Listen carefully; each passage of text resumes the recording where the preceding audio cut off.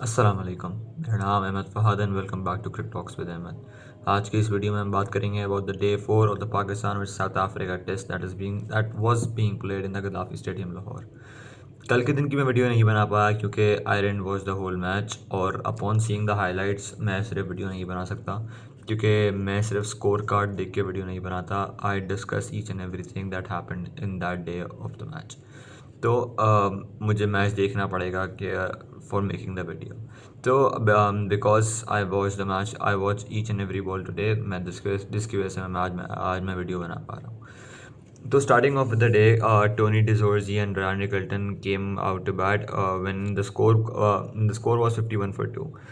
तो हमें जैसे कि पता था कि रयान निकल्टन और टोनी डिजोर्जी, ये दोनों बैट्समैन जो हैं, ये साउथ अफ्रीका के in the first inning they were the highest scorers among these two were the highest scorers.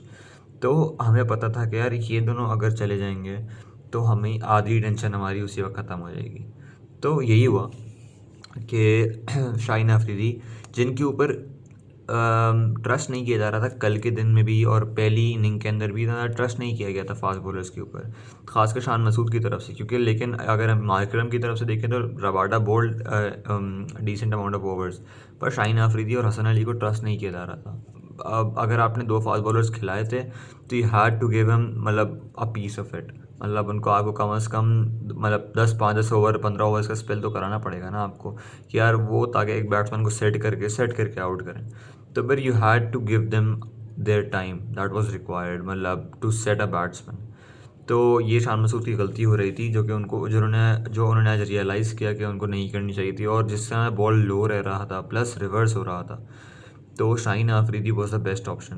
क्योंकि अगर हम वैसे देखें तो Hasan Ali is known to just reverse the ball, and he is the best one to reverse it. Because अगर हम history में जाएं थोड़ा सा, तो आज से कुछ 5-6 साल पहले हसन अली ही था सबसे बेस्ट रिवर्स स्विंग बॉलर जो कि पाकिस्तान में करता था। Even Mohammad Amir was not that good जितना हसन अली बेहतरीन था हसन अली। लेकिन शाहीन आफरीदी को ट्रस्ट किया गया था when the ball was reversing.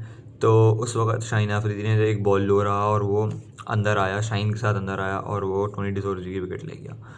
तो एक ब्रेक थ्रू आपको मिला था, और आपको उसी वक्त पता चल गया था कि यार इस विकेट के ऊपर बॉल लो रह रहा है, जिसकी वजह से फास्ट बॉलर्स को एक तो रिवर्स स्विंग भी हो रहा है प्लस लो रह रहा है।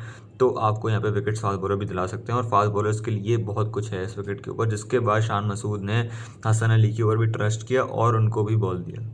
क्योंकि शान मसूद की हम देख रहे थे कि जैसे ही कोई पार्टनरशिप बन रही थी तो he was just calling to Nauman and giving him the ball कि भाई नुमान आप विकेट लो। बट अगर हम देखें, Nauman Ali has bowled a extraordinary overs. Nauman Ali के अगर हम स्टार्ट्स देखें तो Nauman Ali just bowled 28 overs in just this one innings. अगर हम उनके फर्स्ट इनिंग के अगर हम वो देखें तो he bowled around almost 35 overs. तो that's a lot burden on a spinner जो कि 40 साल के हैं तकरीबन। मतलब he is a good spinner, he is an experience spinner और फर्स्ट क्लास भी खेलते हैं। But for a person to bowl 70 overs in a match, that's just too much. आप इतने साजिद खान ने भी ओवर नहीं किए होंगे जितने नुमान अली ने किए होंगे। तो आपको किसी ना किसी पे एक्सेप्ट नुमान अली ट्रस्ट करना पड़ेगा कि आपको विकेट दिलाएं, क्योंकि नुमान अली हर दफ़ा आपको विकेट नहीं दिला के देंगे।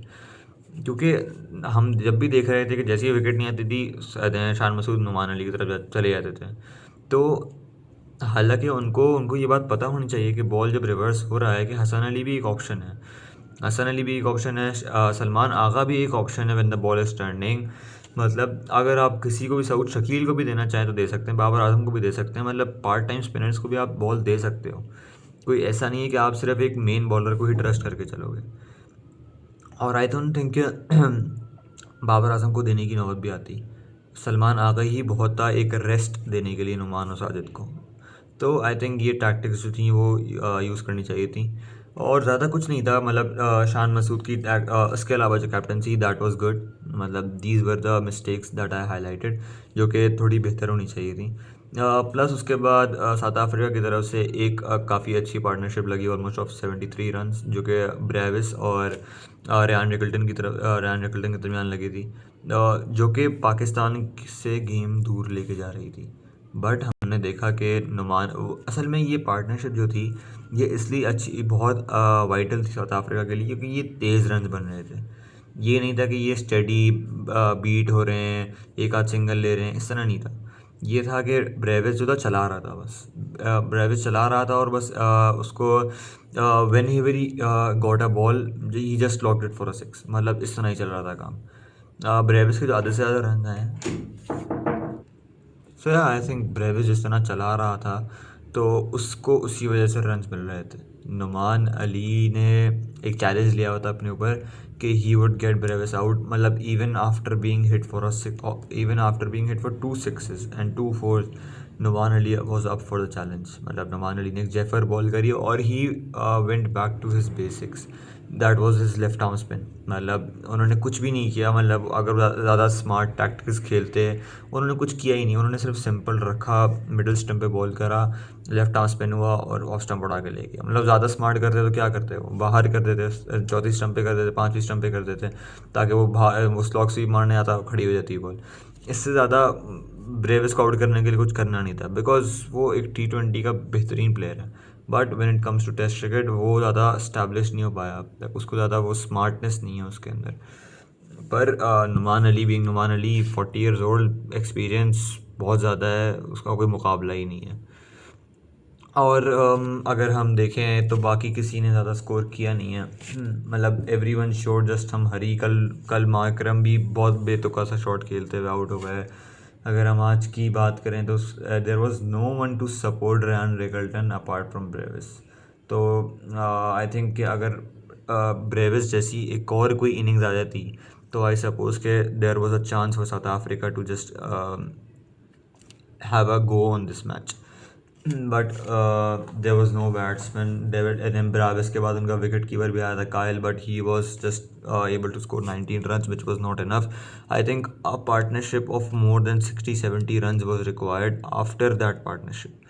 तो I don't think there was a person who was capable enough कि यार जो इतना अच्छा स्पिन को टैकल करता हो और रिवर्स स्विंग भी बहुत अच्छी खेलता हो, but there was no one. I think Ryan Rickelton जिन्होंने जिस तरह खेला है उस तरह पूरी, आई थिंक पूरी इनकी 11 के अंदर सिर्फ एक मार्करम है जिस तरह खेल सकता है। आई डोंट इवन थिंक कि टोनी डिजोर्जी इतना अच्छा खेलता है। उसका लक चल गया, उसको बहुत सारे चांसेस मिल गए तो ही वाज लकी कि वो खेल पाया। बट आई डोंट थिंक कि टोनी डिजोर्जी को ज़्यादा थ्रेट है पाकिस्तान के लिए इन दी अपकमिंग टेस्ट मैचेस। उसको एक चलती, मुझे तो एक चलती फिरती विकेट लगती थी टोनी डिजोर्जी, लेकिन उसने जब 100 मार दिया मैं हैरान हो गया कि उसने कैसे मार दिया। तो for the upcoming test matches Pakistan का कॉन्फिडेंस बहुत हाई होगा कि पाकिस्तान के तकरीबन हर प्लेयर ने किसी न किसी वे के अंदर कंट्रीब्यूट किया है। बी इट बाबर आजम, नुमान अली, सऊद शकील, साजिद खान, सलमान, रिजवान, शान, इमाम, अब्दुल्ला, इवन सब ने अपनी अपनी कैपेसिटी के अंदर कुछ ना कुछ किया है। बाबर आजम, अब्दुल्ला शफीक ने थर्ड इनिंग्स के अंदर बहुत अच्छा स्कोर किया था। I think that was a vital score जो उनको करना चाहिए, जो उन्होंने किया है कि वो बहुत ज़्यादा टीम के काम आया। और आई थिंक अगर वो स्कोर नहीं होते इंक्लूडिंग सऊद शकील स्कोर तो Pakistan could be in deep trouble, could have been in deep trouble, but thanks to them के Pakistan wasn't made it to a safe total then. So in the next match Pakistan will have a lot of confidence and I hope कि पाकिस्तान थोड़ी सी improvement करे। Pakistan cricket board और पाकिस्तान जो curators जो उनके हैं और जो ग्राउंड स्टाफ है वो इस चीज़ में एक बेहतरी करे कि they are able to prepare good wickets. I think this was a good wicket, but just if we just remove that low bounce from that wicket, I think ये विकेट बहुत अच्छा विकेट था और इसके ऊपर टेस्ट क्रिकेट देखने में मज़ा भी आएगा क्योंकि फ्लैट विकेट्स के ऊपर 5 दिन टेस्ट मैच चलता रहता है, सिर्फ ड्रॉ की उम्मीद होती है, आपको कोई उम्मीद नहीं होती। और सीमिंग विकेट्स अगर आप बनाएंगे तो you don't even have that much fast bowlers in your squad. आप 3 फास्ट बॉलर्स से जा सकते हैं, उससे ज़्यादा आप नहीं जा सकते। तो और south Africa is famous for their fast bowlers, उनको उनकी होम कंडीशंस भी सिर्फ फास्ट बॉलर्स की ही हैं। तो I don't think we have a plan to make any seaming conditions, लेकिन हमें थोड़ा सा डिफरेंट से मुराद है कि हमें ये लो बाउंस ख़त्म करना पड़ेगा क्योंकि ये एक फेयर गेम मुझे नहीं लगता। क्योंकि ये इनिंग की पहली बॉल से ही हमने देखा था कि रबाडा का पहला ओवर ही हमने देखा था कि देयर वाज लो बाउंस, मतलब ज़्यादा स्विंग भी नहीं हो रहा था, ज़्यादा स्विंग भी नहीं हो रहा, ज़्यादा सीम भी नहीं हो रहा था, but there was low bounce जिसकी वजह से बैटर्स फंस रहे थे। सो ये चीज़ें थोड़ी इम्प्रूव करने की ज़रूरत है। मैनेजमेंट को, सपोर्ट स्टाफ को, कैप्टन की तरफ से ही थोड़ी इंस्ट्रक्शंस आनी चाहिए कि मुझे इस तरह की विकेट चाहिए। तो and apart from that everything was okay and every person in the team performed based on their capacities. So, looking forward to the next match, and that's all from this video. Thank you for watching, and keep liking, share, and subscribe. और मेरी हर रोज़ video आया करेगी इंशाल्लाह। अगर मुझे कोई अच्छा topic मिलेगा तो ज़रूर आएगी, वरना I will not make any irrelevant videos. मुझे अच्छा टॉपिक मिलेगा तो मैं वीडियो बनाऊंगा, वरना मैं नहीं बनाऊंगा। एंड जो अपकमिंग टेस्ट मैचेस होंगे उसका प्रीव्यू आएगा इंशाल्लाह, और उसका रिव्यू भी आएगा, एंड हर रोज़ हम उस टेस्ट मैच को कवर करेंगे। और thank you for watching, subscribe and share it and hit the bell icon for all the upcoming videos. Thank you.